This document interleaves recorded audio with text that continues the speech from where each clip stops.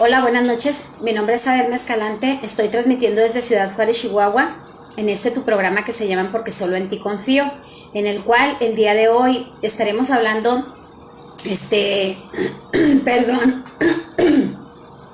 es secuencia de lo que hablaba el martes. Estaré hablando todo lo que tiene que ver con lo sobrenatural de Dios, pero en esta ocasión el tema se va a llamar Paráclito Divino. ¿Por qué Paráclito Divino? Porque sabemos que ese es otro de los nombres del cual es llamado el Espíritu Santo. Entonces, esta cita estaremos hablando hoy de la cita de Primera de Juan, capítulo 2, versículo 1. Vamos primeramente a hacer una oración para pedirle al Espíritu Santo que tome el control absoluto, que sea Él guiándome, que sea Él dándome las palabras, poniendo todas y cada una de las palabras, valga la redundancia, que hoy se deban de hablar. ¿Para qué? Para que yo comentaba el día martes que me pareció muy interesante hablarte de este tema. ¿Por qué? Porque es algo que yo creo que para nosotros los cristianos debe ser primordial, que nosotros sepamos quién es el Espíritu Santo y cuál es la función que Él tiene en nuestras vidas. ¿Por qué? Porque lo necesitamos a Él para poder nosotros caminar conforme la voluntad de Dios, debido a que fue así. Cuando Jesús vino, Jesús decía, sígueme, pero también sabemos que cuando Jesús se fue, Él dijo, por ahí tengo la cita bíblica donde Él dijo que era necesario que Él se fuera, pero no lo dejaría Él. Entonces, voy a iniciar con una oración para posteriormente estar leyendo la palabra e intentar descifrarla de una manera más adecuada y que pueda ser explicado. A mí en lo personal me interesa mucho que tú entiendas quién es el Espíritu Santo, qué es lo que Él está queriendo hacer con nosotros y cuál es su función y para qué es que nosotros lo necesitamos. Bueno, vamos a hacer una oración. Padre, te doy gracias en esta noche, mi Dios, porque tú eres grande, Padre, porque eres fuerte, porque eres poderoso, Padre, porque tú eres bueno, mi Dios, porque tú tienes planes de bien y no de mal para nuestras vidas, Señor, porque yo sé, mi Dios, que todo lo que a nuestras vidas acontece, Señor, tú lo haces con un propósito, mi Dios. Porque hay cosas, Padre, que a veces quieren desanimarnos, hay cosas que el enemigo pone frente a nosotros, Padre, que quiere que pensemos que no estás tú frente de nosotros, Señor, que no eres tú quien nos dirige, que no se darán las cosas como tú nos los has prometido, Señor, pero tu palabra dice que tú no eres hombre para mentir, ni eres hijo de hombre para arrepentirte, Señor. Y todas aquellas cosas que tú nos has ofrecido, Señor, a su tiempo y en su momento, tú nos las vas a dar, Padre. Lo único que tú necesitas es que nosotros sigamos caminando en fe, que sigamos creyéndote, Padre, que aún que veamos el mar cerrado como lo veía nuestro Padre Moisés, Señor, que podamos tener esa fe, Padre, de que tú lo vas a abrir en su momento, Señor, de que no importa cuántas personas o cuántos enemigos o cuántos gigantes vengan tras nosotros, Señor, al tiempo que sea necesario, tú abrirás el mar, Padre, y nos harás que pasemos de una manera adecuada, Padre, de una manera victoriosa, porque eso es lo único que tú sabes dar, Padre. Tú nos dices que nos llevarás de victoria en victoria, Padre. Y es eso lo que estamos seguros, mi Dios, que si no claudicamos y seguimos caminando en fe, seguimos caminando contigo, Padre, guiados por tu Espíritu Santo, todo nos será más fácil, Señor. Hoy te pido, Padre Celestial, que sea tu Santo Espíritu bendito tomando el control absoluto de este momento, Señor. Que no sea yo, mi Dios, que seas tú a través de tu Santo Espíritu poniendo un carbón encendido en mis labios, Padre, que no salga de mí palabra alguna que no venga de parte tuya, Señor. Es importante, mi Dios, que te conozcamos, es importante que sepamos qué es lo que tú esperas de nosotros, Señor.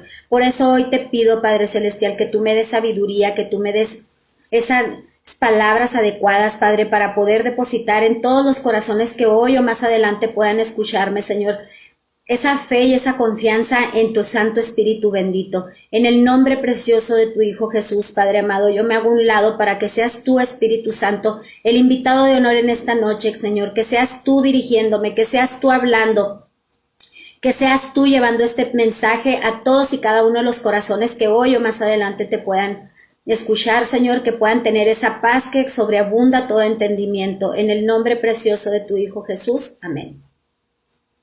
Bueno, pues vamos a empezar leyendo primeramente la cita bíblica de Primera de Juan, capítulo 2, versículo 1. Dice, La palabra de Dios se lee y se escucha con reverencia. Hijitos míos, estas cosas os escribo para que no pequéis. Y si alguno hubiere pecado, abogado tendremos para con el Padre, a Jesucristo el justo. Y voy a leer el 2 también. Dice, Él es la propiciación por nuestros pecados, y no solamente por los nuestros, sino también por los de todo el mundo.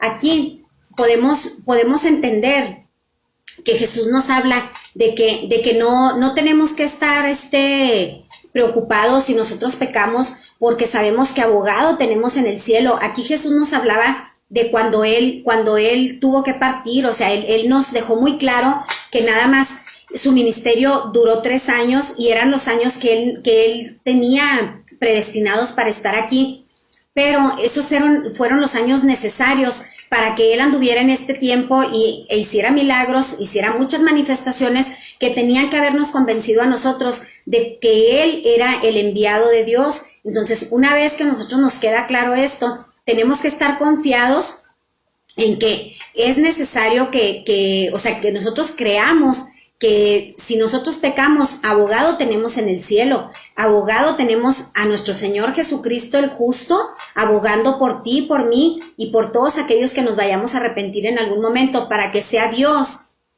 perdonándonos y exonerándonos de todas las cosas que nosotros hemos hecho mal. Yo te hablaba el martes de que iba a continuar con este estudio. ¿De qué estudio te hablo? Si no lo has visto, o si ya lo viste, sabemos que el martes yo estuve hablando de lo sobrenatural de Dios. Estuve explicando qué es lo que el Espíritu Santo hace en nosotros, y estuve diciendo, voy a retomar un poquito primeramente voy a leer esto que me gustó mucho, que dice, ¿por qué el Paráclito divino? Dice, el Paráclito es pasivo en forma y estimológicamente significaba llamado para el lado de alguien. O sea, cuando hablaban de Paráclito, dice que era llamado para el lado de alguien. O sea, que lo estaban así como llamando a estar a un lado de otra persona. Entonces, la forma activa de la palabra Paráclito no se encuentra en el Nuevo Testamento, pero esta es la Septuagénita en el plural de todos. Dice, todos vosotros sois consoladores aburridos. Esto lo encontramos en el libro de Job. Aquí voy a leer esta parte de Job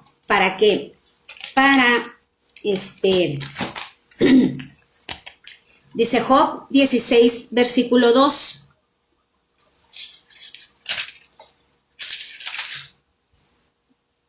Dice, muchas veces he oído cosas como estas, consoladores molestos, sois todos vosotros. Tendrán fin. Ok, no, aquí ya me pasé al 3. Voy a repetir el 2 porque me equivoqué poquito. Dice, muchas veces he oído cosas como estas, consoladores molestos sois todos vosotros.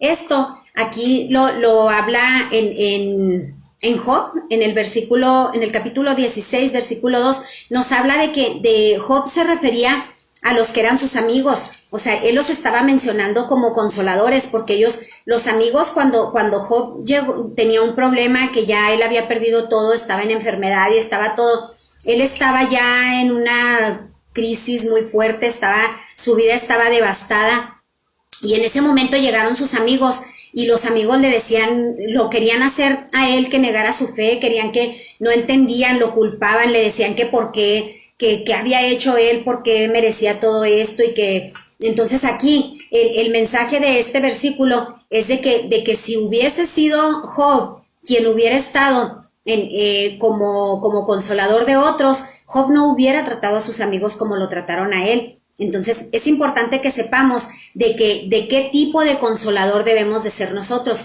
Cuando habla Job de que son consoladores molestos, muchas de las veces nosotros pasamos por tribulación o por algún problema o algo, y viene alguien que tú crees que viene a confortarte o algo, y de alguna u otra manera no es eso lo que él hace. O sea, llega y muy lejos de ayudarnos, muy lejos de estar apoyándonos en nuestra situación. Las personas a veces llegan y nos atribulan un poquito más el corazón. Entonces, aquí en Juan 15:26 nos habla del verdadero consolador. Dice: pero cuando venga el Consolador, a quien yo os enviaré del Padre, el Espíritu de verdad, el cual procede del Padre, Él dará testimonio acerca de mí. Aquí Jesús nos hablaba de que cuando viniera, cuando el Consolador que Él iba a enviar después de que Él se fuera, iba a ser quien nos iba a dar el testimonio de que Cristo vivía en nosotros. Entonces, todo lo que Él verdaderamente nos iba a consolar, Él verdaderamente nos iba a apoyar en nuestras situaciones difíciles. Él era quien tomaba el lugar de Jesús. Él es quien vive dentro de nosotros y Él es quien está pendiente de lo que a nosotros nos sucede. También voy a leer aquí en Juan 14:16. Aquí nos habla, dice su palabra, dice: y yo rogaré al Padre y os dará otro consolador para que esté con vosotros para siempre. Aquí voy a leer el 17, dice: el Espíritu de verdad, al cual el mundo no puede recibir porque no le ve ni le conoce, pero vosotros le conocéis porque mora con vosotros y estará en vosotros. Esto era lo que yo te hablaba el martes, o sea, es promesa de Dios de que el Espíritu Santo está en nosotros, mora con nosotros, vive dentro de nosotros, es nuestro consolador, es nuestro guía y es lo que Jesús dejó para nosotros. O sea, yo lo mencionaba el martes, Él es el amor de Dios y su Hijo derramado dentro de nosotros. Es Dios mismo morando y viviendo dentro de nosotros, puesto que su palabra dice que una vez que nosotros aceptamos a Cristo en nuestro corazón, nos convertimos en el templo del Espíritu Santo. Y aquí en estos versículos nos podemos dar cuenta de que efectivamente el Espíritu Santo mora en nosotros, el Espíritu Santo vive dentro de nosotros y es bien importante que nosotros creamos esto. ¿Para qué? Para que una vida sobrenatural, guiados a través de Él, pueda ser posible en nuestra vida espiritual, ya que si no nos queda claro todo esto y no entendemos y no comprendemos cuál era el propósito de Jesús al partir Él y rogar a su Padre que nos dejara al Espíritu de verdad, entonces difícilmente nosotros vamos a poder vivir una vida sobrenatural, puesto que no creemos en lo que estamos viendo, puesto que ni siquiera nos sentimos merecedores. Sin embargo, Jesús se empeñaba en hacernos saber cuán importante era que nosotros supiéramos que teníamos al Espíritu Santo con nosotros. Aquí voy a leer Juan 16:7, dice: pero yo os digo la verdad, os conviene que yo me vaya para que porque si no me fuere, el Consolador no vendría a vosotros, mas si me fuere, os lo enviaré. Y cuando Él venga, convencerá al mundo de pecado, de justicia, de juicio, de pecado por cuanto no cree en mí. Aquí podemos darnos cuenta de que Jesús nos hablaba de que era necesario que Él se fuera. Una vez que Él se fuera, Él nos está prometiendo que va a venir este Consolador, quien va a ser el que nos va, como lo he mencionado yo en otras ocasiones. O sea, una vez que tú reconoces al Espíritu Santo dentro de ti y lo aceptas, lo haces parte de tu vida, lo haces tu mejor amigo, hablas con Él, le dices dónde te duele, le dices que te lastima, te quebrantas con Él, entonces es aquí donde Él cobra vida en la tuya y comienza a ser esa guía que Jesús esperaba que fuera para nosotros, comienza a tomar ese lugar que Jesús destinó para Él en nuestras vidas.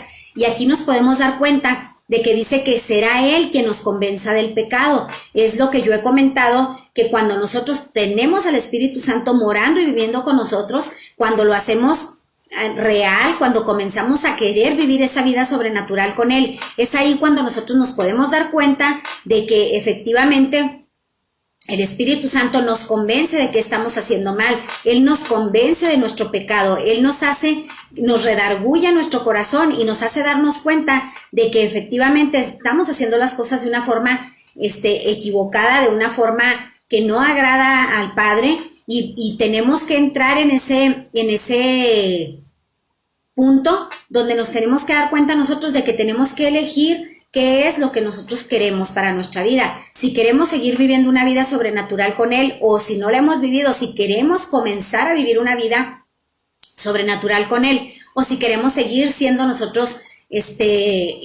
presos de nuestro pecado, si queremos continuar nosotros dándole gozo a nuestra carne, haciendo que la carne se deleite y contristando al Espíritu Santo. Entonces, aquí voy a leer, dice, nuevamente voy a leer esto por si no lo has escuchado, dice, neumatología es la disciplina de la teología que se dedica al estudio del Espíritu Santo y abarca además los demás seres y fenómenos, especialmente las interacciones entre el humano y Dios. Aquí es bien importante que nosotros entendamos que es a través, esta ciencia es quien se encarga de estudiar cuáles son las funciones o cómo reacciona o qué sucede con el Espíritu Santo en nuestras vidas. Entonces, aquí esta ciencia nos explica que esto estudia lo sobrenatural de Dios y aquí nos da la oportunidad de que nosotros podamos conocer cuál es esa conexión que hay entre Dios y el Espíritu de Dios con el Espíritu del hombre.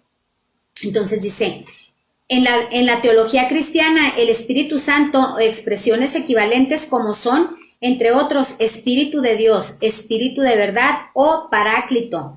Aquí es por eso que el día de hoy yo le he puesto a este tema Paráclito Divino. ¿Por qué? Porque aquí me dice que Él tiene ese nombre también. También a Él, aparte de llamarlo Espíritu de verdad, también podemos llamarlo Paráclito Divino. Dice, el Espíritu Santo es Dios. No es una fuerza o energía cualquiera, es la tercera persona de la Trinidad. Esto también ya lo hemos comentado. Entonces, aquí es bien importante que nosotros entendamos que quiénes son quienes realmente pueden portar el Espíritu Santo, quiénes son los que verdaderamente pueden tener esa vida sobrenatural guiados con Él.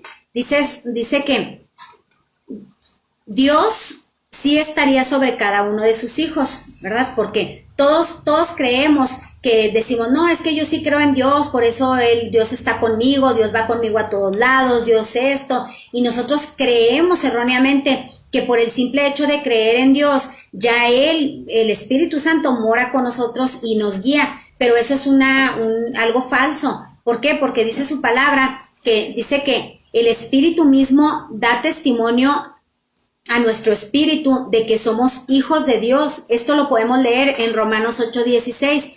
Dice, mas a todos los que le recibieron, a los que creen en su nombre, les dio potestad de ser hijos de Dios. Esto lo encontramos en Juan 1:12. O sea, ¿qué quiere decir aquí? Que todos los que lo recibieron, todos los que creen en Él, son aquellos que se les ha dado potestad de ser hijos de Dios. Y para que nosotros podamos decir que somos hijos de Dios, tenemos que aceptar a Cristo en nuestro corazón, decirle que lo aceptamos como nuestro Señor y Salvador, reconocerlo, y eso nos hace un verdadero hijo de Dios. Dice, claramente nos dice quiénes serían sus hijos y cómo podríamos lograr esto. Creer en Él y reavivarlo.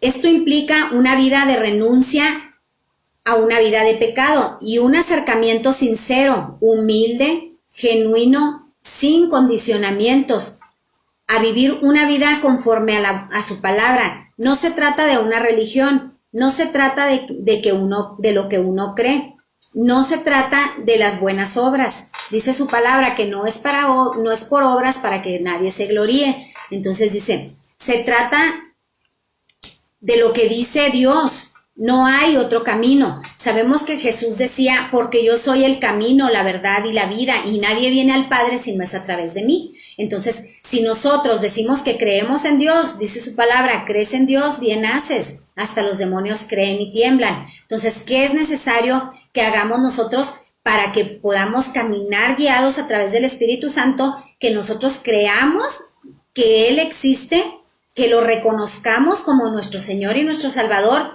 y le demos a Él el primer lugar. ¿Para qué? Para que de esa manera Él pueda guiarnos a través de su Espíritu y nosotros podamos comenzar a ser verdaderamente hijos de Dios. Dice, que si confesares con tu boca que Jesús es el Señor y creyeres en tu corazón que Dios lo levantó de los muertos, serás salvo. Esto está en Romanos 10:9. Aquí nosotros, ¿qué nos dice esta palabra? Que nosotros tenemos que confesar con nuestra boca y tenemos que reconocerlo a Él como nuestro Señor y Salvador, sabiendo de que Dios nos resucitó de los muertos, porque fue a eso a lo que Él vino, a dar su vida por nosotros. ¿Para qué? Para que una vez que Él desciende, que se va al cielo, se queda su espíritu en nosotros y comenzamos nosotros a tener una vida sobrenatural, guiados por el Espíritu Santo, que es Dios mismo viviendo dentro de nosotros, quien nos guía, quien camina con nosotros, quien nos habla todos los días, quien puede ser tu mejor amigo, pero lo único que Él necesita es que le creas, lo invites a ser parte de tu vida, que le abras su corazón, dice su palabra, porque estoy aquí a la puerta y llamo. Si tú me abres, entraré y cenaré contigo y tú conmigo. Apocalipsis 3:20 dice, el Espíritu, porque todos los que son guardados por el Espíritu de Dios, estos son hijos de Dios.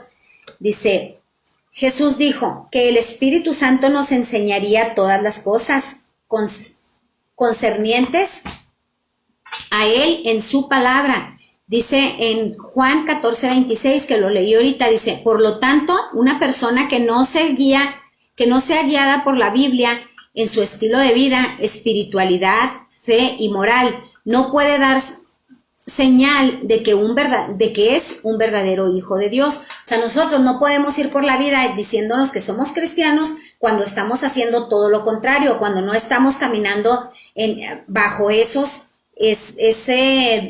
dones que son del Espíritu Santo. Dice la palabra de Dios que cuando nosotros tenemos al Espíritu Santo con nosotros tenemos que mostrar paz, gozo, mansedumbre, amor, fe, muchas otras cosas que si nosotros vamos caminando diciendo ser cristianos y no contamos con estos dones del Espíritu Santo, cualidades de Él, entonces no podemos nosotros llamarnos hijos de Dios, porque es necesario primeramente que nosotros hagamos las cosas conforme su voluntad, que tratemos de parecernos cada día más a Jesús a través de su Espíritu Santo, para que nosotros podamos decir verdaderamente somos hijos de Dios.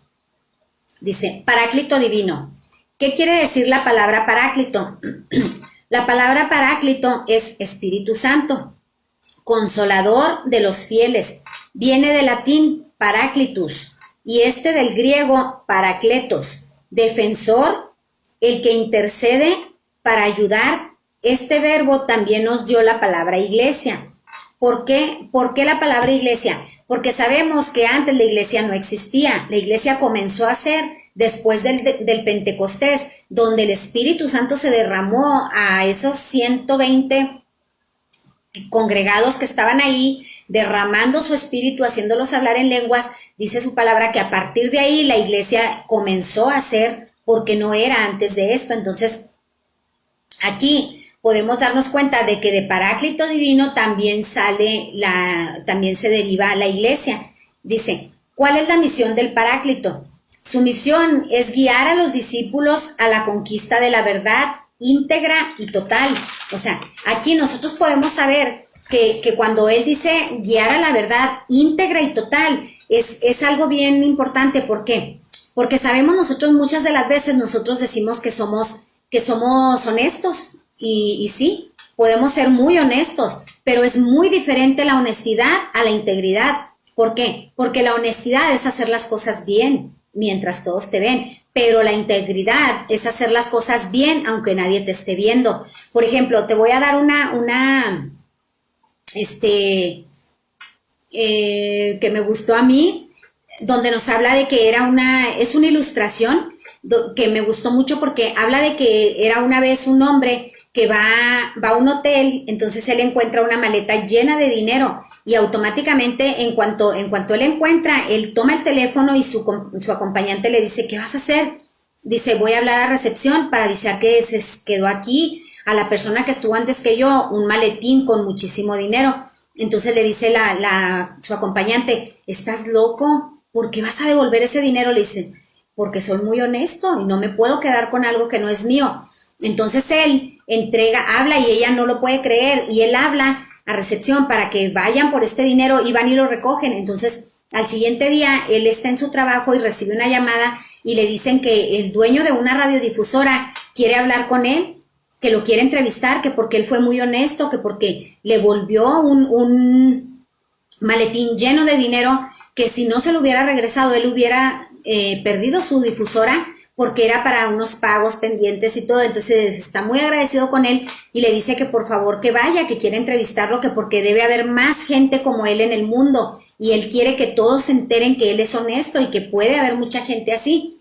Entonces, cuando la secretaria le pasa el mensaje, él dice que claro que no va a ir. Le dice la secretaria, pero señor, claro que debe de ir, mire, no sabe todo lo que usted va a ganar con esto. O sea, la gente va a saber que usted es una persona muy honesta, que usted es alguien leal, que esto. Y entonces dice, no puedo. ¿Pero por qué no puede, señor? Y dice, no puedo, Mari, porque ayer mientras yo encontré ese dinero, estaba con mi amante en un hotel. ¿Y cómo le explico a mi esposa que encontré un maletín lleno de dinero de un dueño de una difusora que ahora quiere entrevistarme mientras yo estaba en el hotel con mi amante? Entonces, este es un claro ejemplo de que puede ser una persona muy honesta, pero no tiene nada que ver la honestidad con la integridad, porque este hombre era honesto y pudo ser capaz de regresar una cantidad de dinero muy grande, la cual se la pudo haber quedado sin mayor problema, pero fue esa honestidad la que le estorbó, la que no le permitió hacerlo,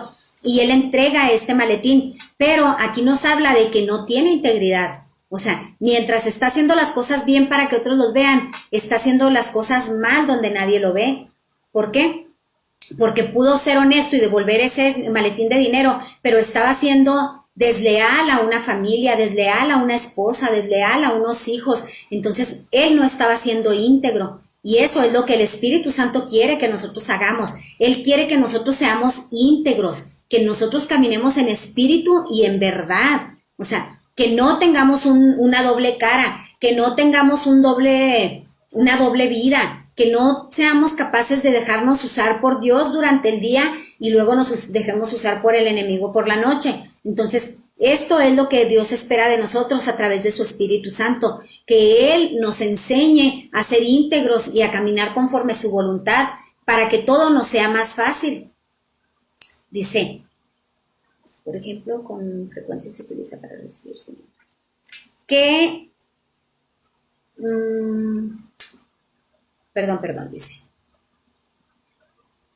Ok, el término para el espíritu en el Antiguo Testamento, ruach, dice, lo encontramos 388 veces, pero no solo se traduce como espíritu. También puede significar olor, aliento, viento, atmósfera. De hecho, se utiliza más veces para describir aliento y viento que para espíritu. Y cuando ruach se usa para espíritu, no siempre se habla del Espíritu de Dios. Por ejemplo, con frecuencia se utiliza para referirse al espíritu del hombre. Y aquí nos podemos dar cuenta, dice que en el Antiguo Testamento esta palabra se encuentra 388 veces. Y en el Nuevo Testamento la palabra espíritu la podemos encontrar 378 veces. Entonces dice, en el Nuevo Testamento el término es pneuma, que se utiliza 378 veces. De esta cantidad de veces que se pronuncia este término, 2/3 de veces se refiere al Espíritu de Dios. O sea que las otras veces se refiere, como nos lo decía en el Antiguo Testamento, probablemente al espíritu del hombre, o aliento, a viento, a lo que ya comentaba anterior. Dice, ¿qué quiere decir todo esto? Que así como la revelación acerca de Jesucristo después de la encarnación es más clara, también la revelación del Espíritu es más clara después del Pentecostés. Aquí podemos saber que cuando Jesús resucita, ya nosotros sabemos que su resurrección y que todo lo que sucede, nos queda claro que verdaderamente es Hijo de Dios.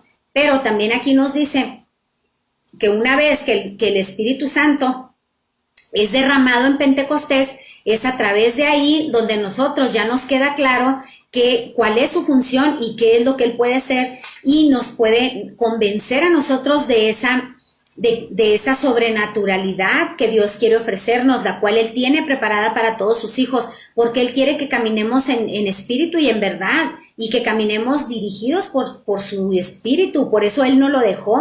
Él quería que lo usáramos, porque Él no nos lo dejó para que nosotros lo guardemos ahí. Es como si un día te dan un regalo, una blusa, por ejemplo, y tú no la quieres usar para que no se gaste y la quieres tener ahí guardadita de recuerdo. Pues no, o sea, es necesario. Dios nos regaló al Espíritu Santo para que lo usemos todos los días, para que vivamos a través de Él, para que nos guíe, para que esté Él en nosotros, dándonos esa sabiduría y ese conocimiento que necesitamos para poder caminar de una manera adecuada conforme la voluntad de Dios.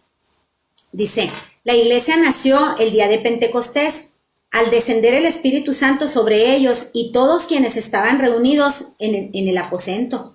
Entonces dice, el Espíritu Santo administra a cada uno de los creyentes gracia, haciendo que lleguen a formar parte del cuerpo, del cuerpo de Cristo. Dice, voy a leer Hechos 2.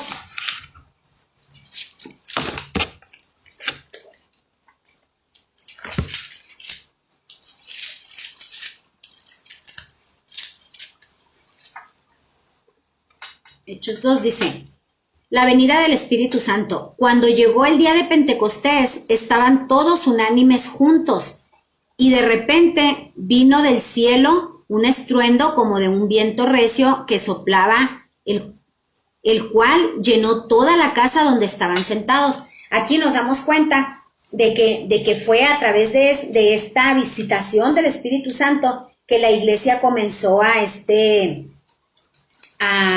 reunirse y comenzó a llevar una vida sobrenatural a partir de ese día. Voy a leer también 1 Corintios 12:13.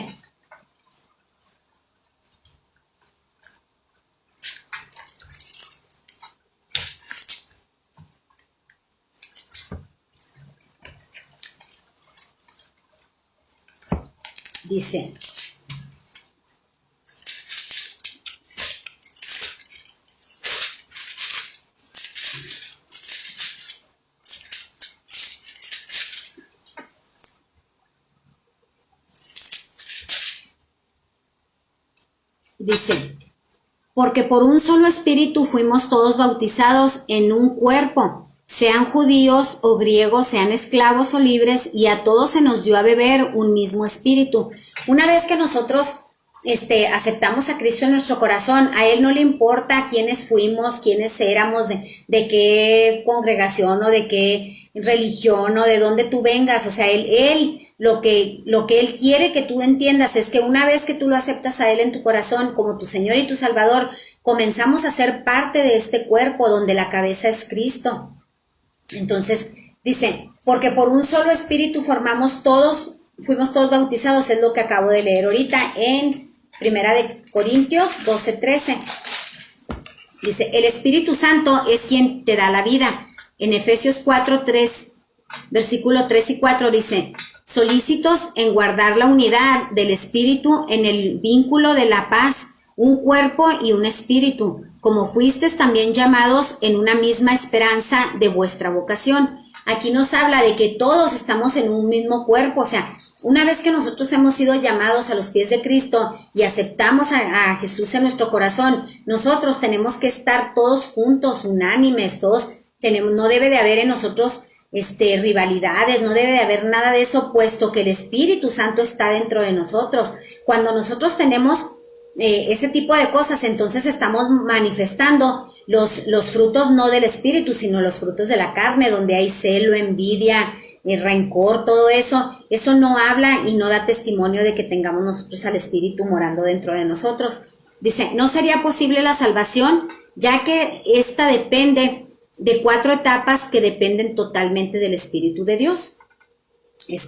Aquí podemos nosotros entender de que si nosotros aceptamos a Cristo en nuestro corazón, pero no perdonamos, no nos dejamos guiar por el Espíritu, no cambiamos, no permitimos esa transformación, entonces difícilmente va a ser posible la salvación. ¿Por qué? Porque necesitamos descargar todo, necesitamos vaciar esa basura, necesitamos hacer sanos y limpios de todo esto, para que nosotros podamos comenzar a dar esos frutos y a mostrar al Espíritu Santo dentro de nosotros, morando y viviendo en nosotros. Dice, el llamado regeneración, aquí son 4, dice que para la verdadera salvación son 4 pasos. Dice, el llamado, regeneración o nuevo nacimiento. En Juan 3, del 3 al 5 nos habla, respondió Jesús y dijo, de cierto te digo, que el que no naciere de nuevo no puede ver el reino de Dios.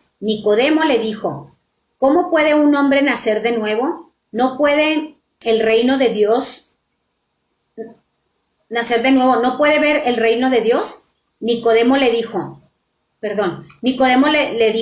¿cómo puede un hombre nacer de nuevo siendo viejo? ¿Puede acaso entrar por segunda vez en el vientre de su madre y nacer? Respondió Jesús, de cierto te digo, que el que no naciere de agua y de espíritu no puede entrar en el reino de Dios. Aquí nos damos cuenta de que es necesario, para una verdadera salvación, necesitamos esta redención, esta regeneración, donde necesitamos nosotros ser nuevos, cambiar, o sea, dice la palabra de Dios, de modo que si uno está en Cristo, nueva criatura es, las cosas viejas pasaron, he aquí todas son hechas nuevas. Necesitamos nosotros regenerar nuestro corazón, nuestra mente, sacar toda esa basura que está ahí, todo lo que el hombre nos haya hecho, todo el daño, el engaño que hayamos tenido en nuestra vida. Es necesario que lo soltemos, como a través del agua que es Jesucristo y el Espíritu que es él mismo derramado en nosotros. Entonces, otra de lo que se necesita es la justificación. Dice, porque el pecado no se enseñoreará de vosotros, pues no estáis bajo la ley, sino bajo la gracia. En Romanos 6:14 nos habla de esto. Aquí nos dice, el pecado no más va a gobernar nuestra vida. ¿Por qué? Porque nosotros ya no estamos bajo la ley, sino ahora somos salvos por gracia, a través del sacrificio de nuestro Señor Jesucristo. Entonces dice, ¿qué es justificar? Su extensión como término teológico es el acto de Dios de quitar la culpa y la pena del pecado al mismo tiempo que hace justo a un pecador por medio de la santificación del sacrificio expiatorio de Cristo.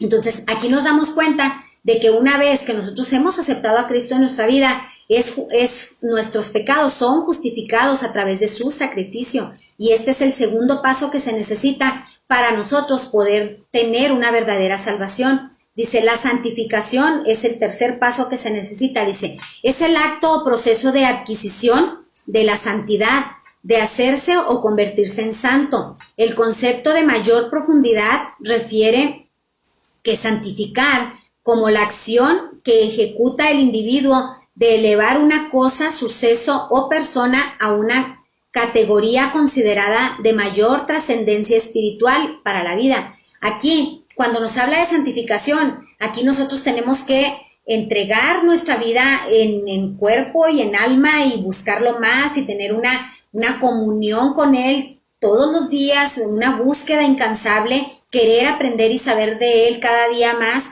¿Para qué? Para que es necesario que nosotros podamos tener esa comunión espiritual con Él más directa, más. Entonces, de esto nos habla la santificación.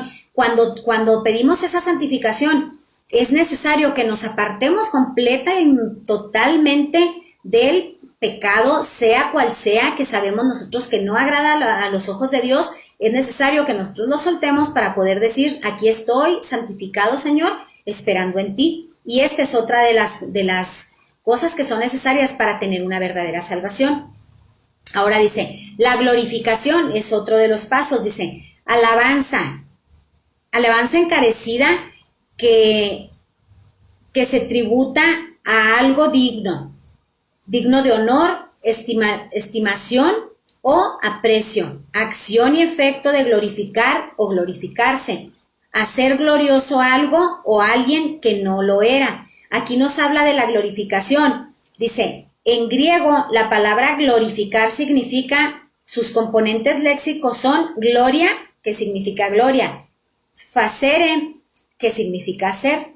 Entonces, y no contristéis al Espíritu Santo de Dios, con el cual fuiste sellados para el día de la redención. Entonces aquí, ¿qué nos dice? Que es necesario que nosotros no contristemos al Espíritu Santo, que es necesario que actuemos y caminemos conforme su voluntad para que a través de Él nosotros podamos darnos cuenta de que es Él quien tiene el control sobre nuestras vidas y es a través de Él que podemos ser guiados a la verdad y guiados conforme la voluntad de Dios. Entonces es muy necesario que sepamos quién es el Espíritu Santo, cuál es la función que Él tiene en nuestras vidas, cómo puedo yo hacer y llevar una vida sobrenatural con Él. Esas son otras preguntas que nos podemos hacer y que más adelante voy a estar tratando de responder también. ¿Por qué? Porque al menos a mí en lo personal me es muy necesario saber cada día más quién es quien mora en mí, quién es quien está dirigiendo mi vida,